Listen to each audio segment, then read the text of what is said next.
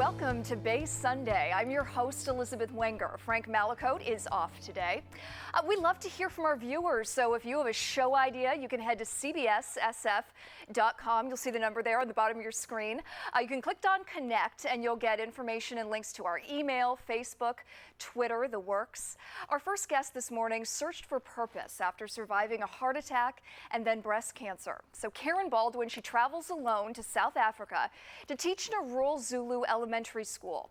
But her dream, in some ways, turns into a nightmare. And she wrote a book about her experiences. It's called Ruby's World, My Journey with the Zulu. Good morning, Karen. Thank you so much for joining us. Good morning, Elizabeth. Thank you so much for having me here. So you said that Africa didn't choose you, or you chose Africa more than Africa chose you. What was the experience like at that time, and why did you feel pulled so much to go to Africa? Well, after I'd survived my heart attack and the breast cancer, you know, the two biggest killers of women, I felt compelled to give back to the world, to do something purposeful. And working with women and children, I couldn't think of anything better to be doing. And I had a series of dreams that sort of pulled me in the direction of Africa. And that's how I ended up there as opposed to someplace else in the world. And when you first got there, when you arrived at the airport, you first started teaching children, it was a great experience. It was. The Zulu were so welcoming. They were so excited to have someone who spoke English as their first language to help the kids, because English is now the official language of South Africa.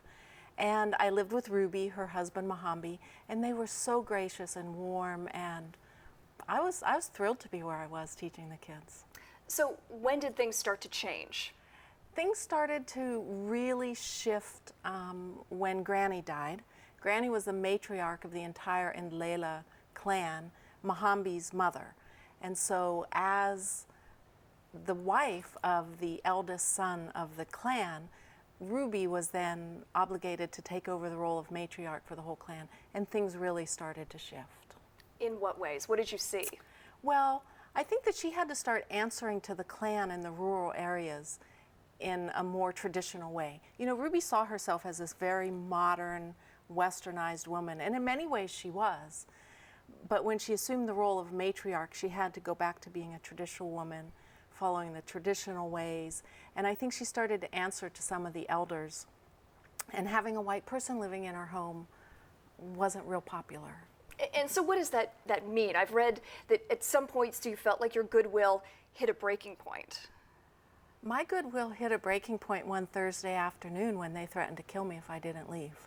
And in all honesty, I didn't really see it coming. It took me by surprise.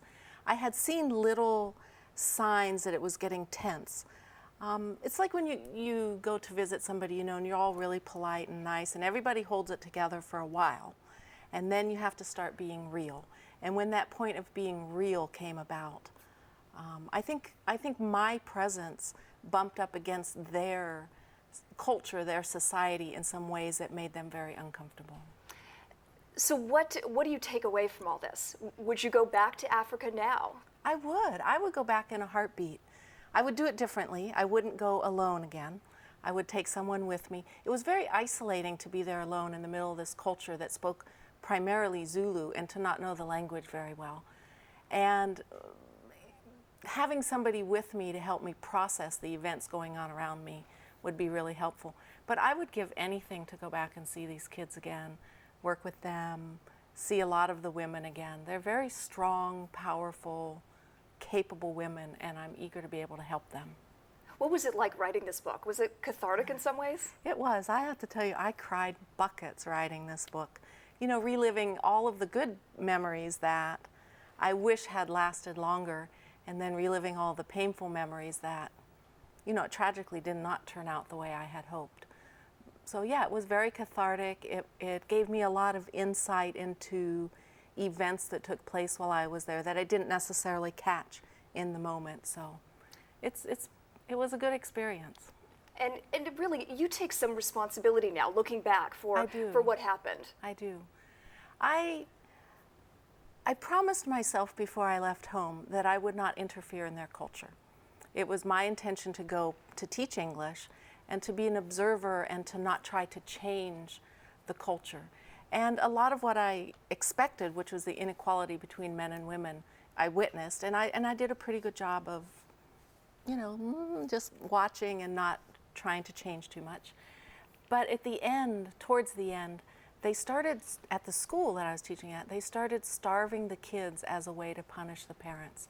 And I couldn't handle it. It was so painful that I interfered by bringing a bag of apples to school to hand out as rewards for the kids that had done their homework well. And no pun intended, it came back to bite me. Wow. All right. Well, if you want to hear more about Karen's journey, again, that's Karen Baldwin, Ruby's World, My Journey with the Zulu. There it is on your screen. You can purchase a copy of her memoir on Amazon.com. You can also go to her website. That is www.revkarenbaldwin.com. Thank you so much for joining us this morning. Thank you, Elizabeth. Stay tuned. We'll have more Bay Sunday right after this.